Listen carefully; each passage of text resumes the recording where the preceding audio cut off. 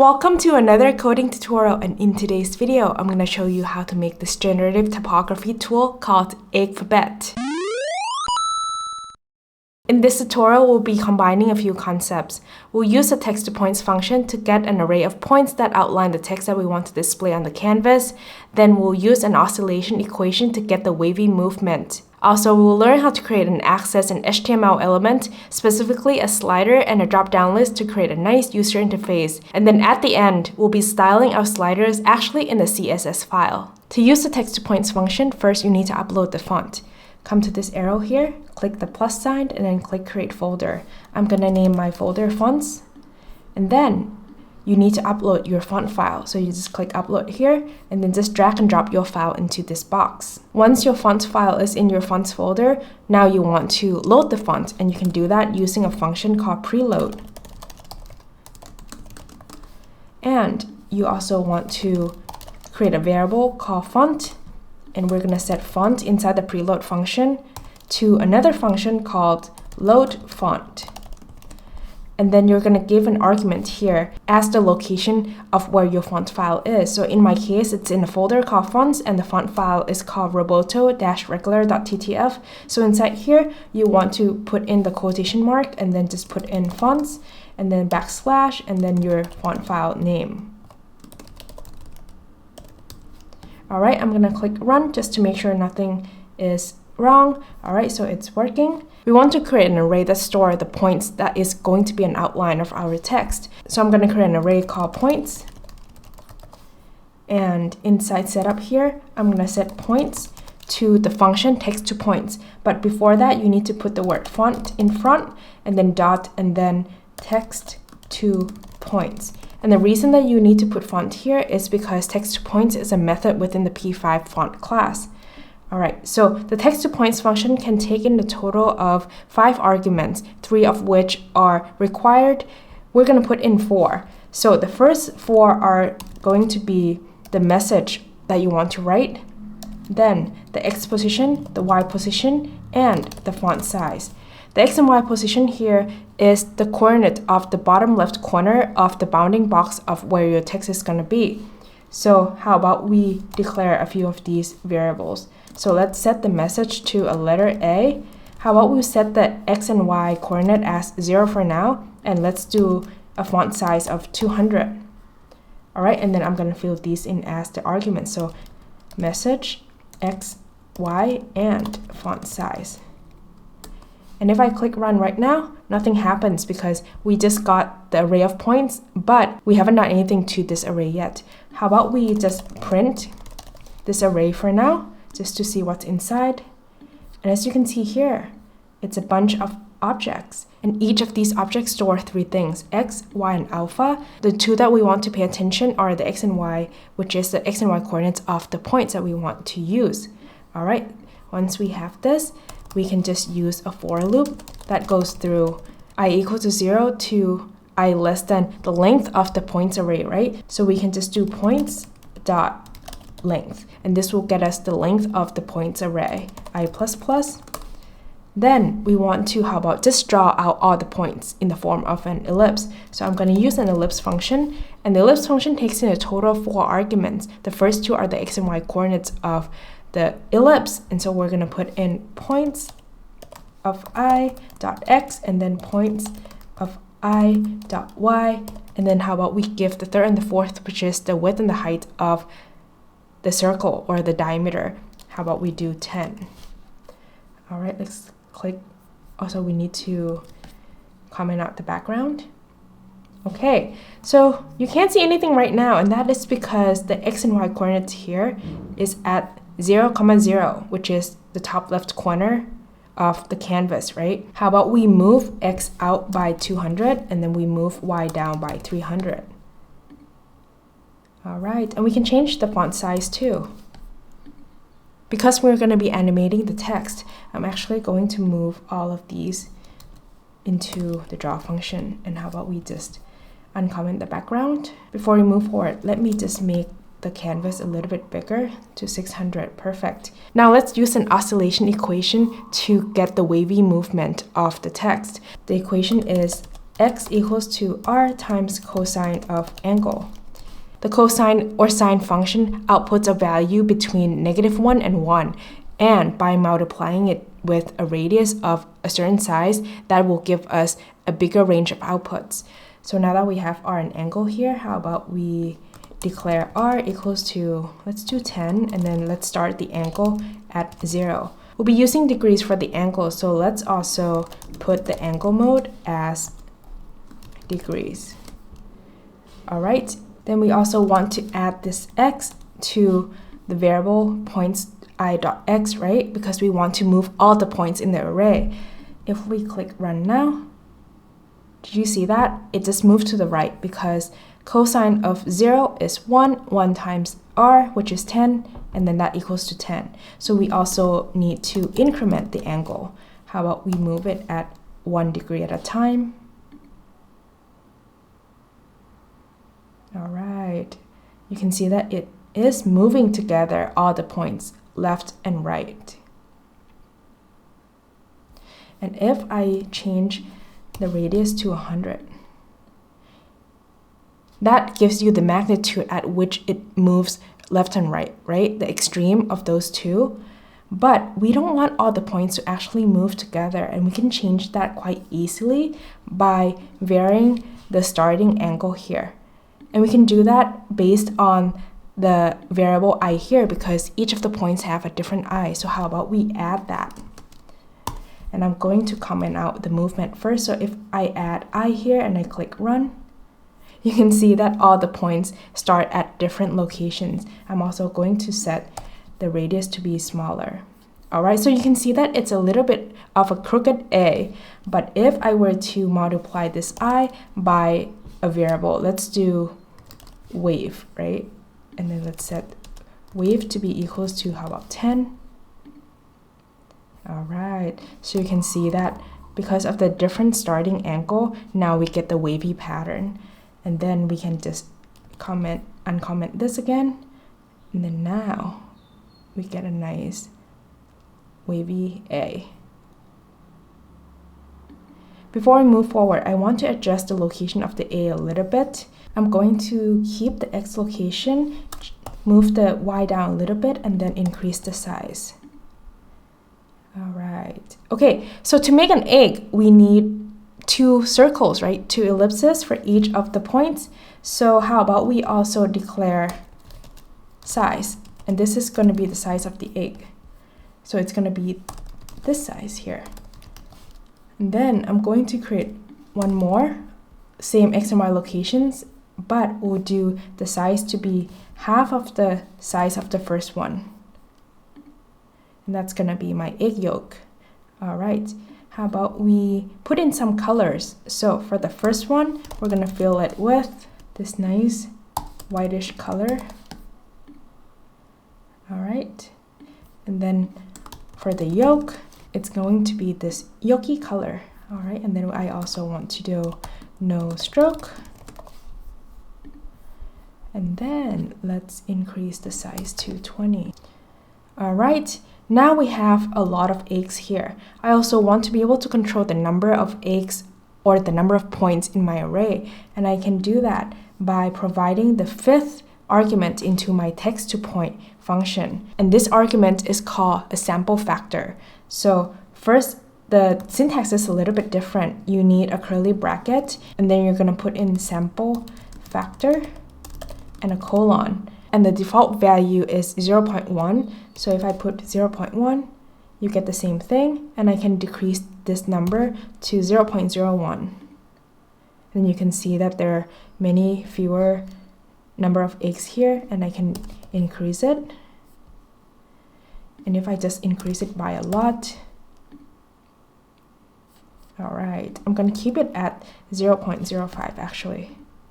The variables that we're going to be controlling are, one is the radius, right? So I'm going to change the name to radius here. So radius, all right, and then we have the wave, we have the size, and then also the sample factor, which I'm going to call num for now. Then I'm going to replace this with the variable num, And how about the last one is the speed, which we set at 1 at the moment. So we're going to have a total of 5 sliders. To create sliders, we can use a built-in function called createSlider. And in the setup function, we need to put in 3 things. First, we need to create the slider, then we need to give it a position, and then we can give it the size. And we also need to create a variable slider here. Let's click run. Alright, so now we have a slider up here, but it doesn't do anything yet because we have not tied it to anything on the canvas. To get the value of the sliders inside the draw function, we need to declare another variable. How about we call it s, and then all you need to do is you just put in the name of the slider, dot, and then value. So if we go back to here first, when we created the slider, the first 2 arguments are the range of the sliding value. So right now the range is between 0 and 255. So how about we change it to just 10? And then we can put in a 3rd argument as well. And this is going to be the starting value for our slider. Let's say we give it at 5, and how about we give the size to be 100? Alright, so you see that it's in the middle here, right? So I also want to print the value of s, so you can see that now it starts at 5, and I can move it down, and it goes to 0, and then at the maximum it goes to 10. So this is how we use a slider. Now I'm gonna create a function, and I'm going to call it GUI, and here's where I'm gonna create 5 sliders. So I'm going to copy and paste this inside here, and these are all the 5 sliders that I'm going to be creating, right? So let's just put it here so that we know what they are. Alright, so we have radius, wave, size, num, and speed. So this one is going to be radius, and I want the values to be between, how about 5 and 30, and then let's start it at 10. And then the second one we're going to be making for the wave. This is the constant value that we multiply to the I to give it a different starting angle, right? So how about we set this between 10 and 30, and let's start it at 25. Alright, and we also want to move everything down by, how about 20 pixels? And this has to be wave and wave. Alright, and then the third one is the size. So this is the size of the egg white. So size, size, and size. Let's do also between 10 and 30, and then let's set it at 20. Give it a position like this. The 4th one will be num. This is the sample factor, right? So we want to set it between, how about 0.01 to 0.1, and start it at 0.05. Move it down, set this to num. And then the last slider that we want to make is going to be for speed. Alright, so speed, let's do between 1 and 5. Start it at 2, move it down, rename these. Okay. And we can just delete this, and then we just need to make sure that we call it in setup. So let's just click run to see the sliders. Alright, so we have the 5 sliders, but as you can see here, we can move everything, but we cannot move this 4th one, which is for the sample factor. And I think it's because this is too small. So instead of giving it these numbers, how about we just do 1 to 10, and then starting at 5, and then we can just multiply it by 0.01 when we access the value. We need to create 5 variables to get the value of each of the slider. So radius, so let's do r equals to radius dot value. 1, 2, 3, 4, and then the second one is wave, size, num, and speed. W for wave, S for size, N for num, and how about we do SP for speed. Alright, so once we have all of these variables created, we also need to make sure that we replace all of these to the right variable. So R for radius, W for wave, S for size, and this one is size divided by 2, and then SP for speed. Let's run. Whoa. Okay, that is the issue because the sample factor, like I said, I need to multiply it by 0.01. Oh, not size. Sample factor is num, right? Okay. All right. So the first one is the radius. So you can see that's the range, the max and the min, right? And then the waviness is the starting angle. This one is the size of the eggs. And then this one is the number of eggs or the sample factor. And this last one is the speed. I want to label all of these texts and also write the title using a different font. So how about we come to this arrow here and then upload a new file. You don't have to, but that's what I'm gonna do. In my new file, the font is called bebasno-regular.ttf. So I'm gonna do the same thing here, and I'm going to maybe just name it font2, not the best name. Create a variable here, and then my font2 is going to be inside the fonts folder, and it's gonna be called bebasno-regular.ttf. All right. Now, let's go to draw here. To write the different text labels, I'm going to use a function called text. And text takes in 3 arguments. The first one is the text that we want to write, and then it's going to be the x and y coordinate of the bottom left corner of the bounding box again. So what I want to write for the first one, I want to label all of these, right? So let's do radius for the first one, comma, and then the location, I want it to be to the right of the slider. And then I want it to be, how about the same location? So let's do 10 for the first slider. Let's just see if it works. All right, so it's too high. So what we need to change, first I want to change the color to black, and then I want to change my font. So tech font to the font that I just uploaded, right? So font 2, and I also want to change the text size to be a bit bigger. Let's do 20. All right, now I want to move it down. How about let's do 25? Okay, that looks pretty good. So this first one is 25. So now, how about I do for all of them? So 1, 2, 3, 4. So it's going to be wave, size, num, and speed. And I'm going to move it down by 20 for each of these. Actually, I'm going to also add y0 to all of these because I want to be able to move everything down by a certain amount. So not only these here, I'm going to put y0 for all of the location for the sliders. So this, this, this, this, and this. Let's set y0 to, how about 60? Okay, not bad. Now let's write the text title. So I'm going to do the same thing here. So this is for the sliders labels, right? Now let's do the title, and how about a line break?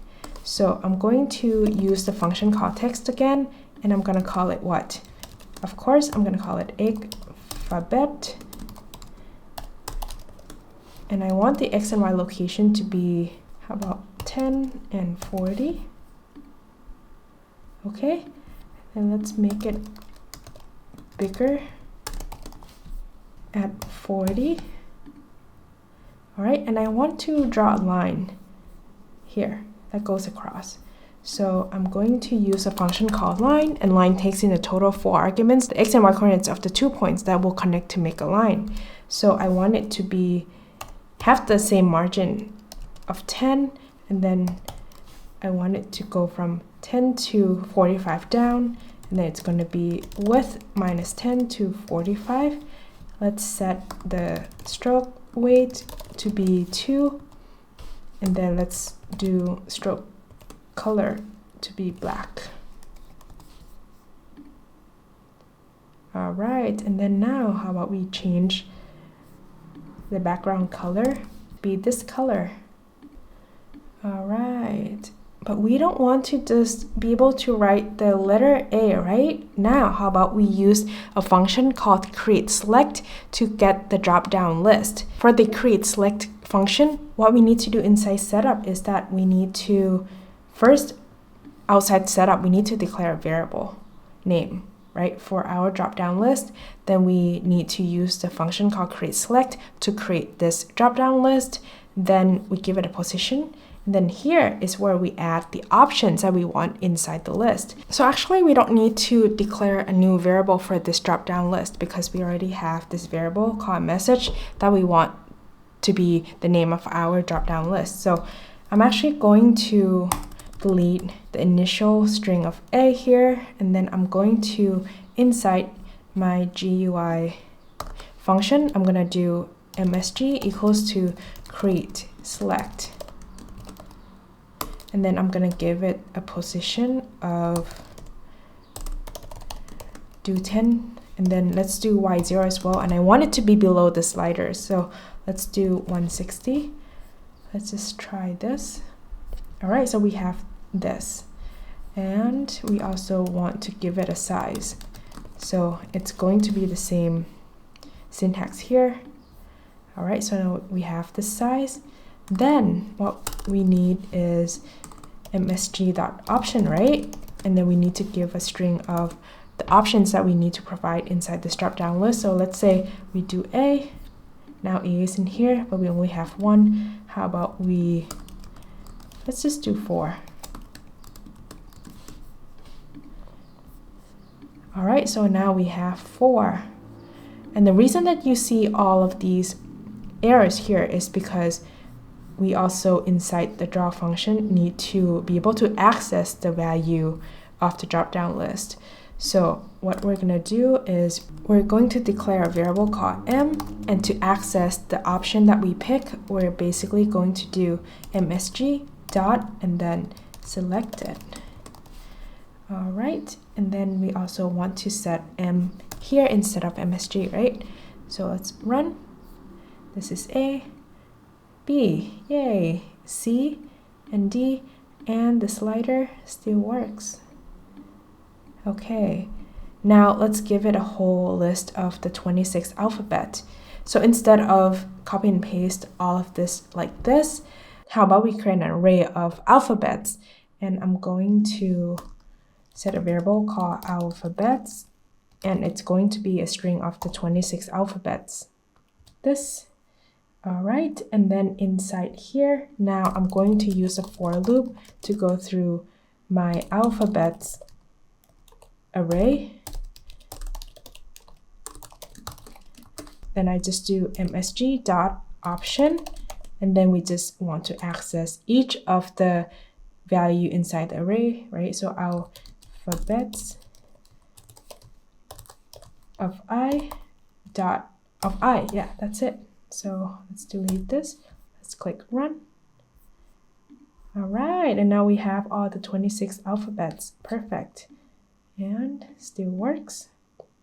So we're pretty much done, but the last step that I want to show you is that we're actually going to style the sliders here. We're going to be styling the sliders in the CSS file, and the specific way that I'm doing only works for the WebKit-based browsers, but I will link this blog post down below so you can see how it is done in the other types of browsers. So the two components of a slider that I want you to keep in mind, one is the track, and then the other one is the thumb, which is the circle that you move back and forth on the slider, right? So first we need to give a name for the input for our sliders. And then in here, these are going to be the 3 things that we're going to write in our CSS file. So I'm just going to copy and paste this. And then you just come to this arrow, go to style.css, and how about we just paste it down here for now. First, what we want to do is that we want to go back to sketch.js, and then inside the GUI function here, for each of the sliders, we want to call a method called addClass, which specify a class to a slider. So I'm going to call it sliders, and I'm going to do it for all of the sliders here. So this one is for wave, this one is for size, this one is for num, and this is for speed. So basically, we use the name sliders for all of them because we want to group all of these sliders in one class. So now if we go back to style.css here, what we want to do is that we want to replace all of these input thing here with the name that we just gave the class. So in our case, it's sliders. And you also want to put in dot. So this is the syntax for it. So dot sliders for all of these. So I'm going to comment these two for now and to see what each one does.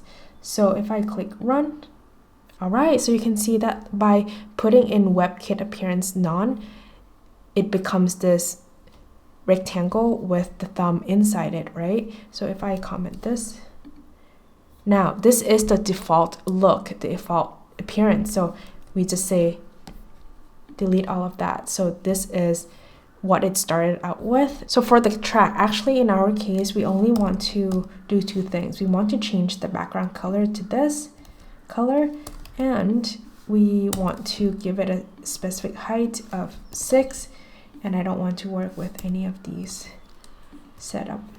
So, all right, so now we have, so if we change the height here, it's basically just the height of the sliders.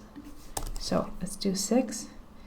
Okay, so now let's work with the thumb. So I think we still need to put in WebKit appearance here because without it, it will give us the color of blue even though the background color is changed here. So let's uncomment this. I want to change the background color to the color of the yoke. All right, so now we have this.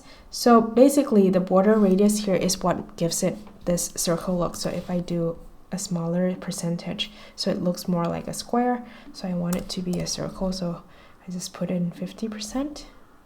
All right. This is just a quick example to show you how to create a generative tool, whether it be for typography, sketches, or any types of design. And I hope that it inspires you to try it out yourself because it's a good way to experiment with your design or even to share it with other people. Give this one a try.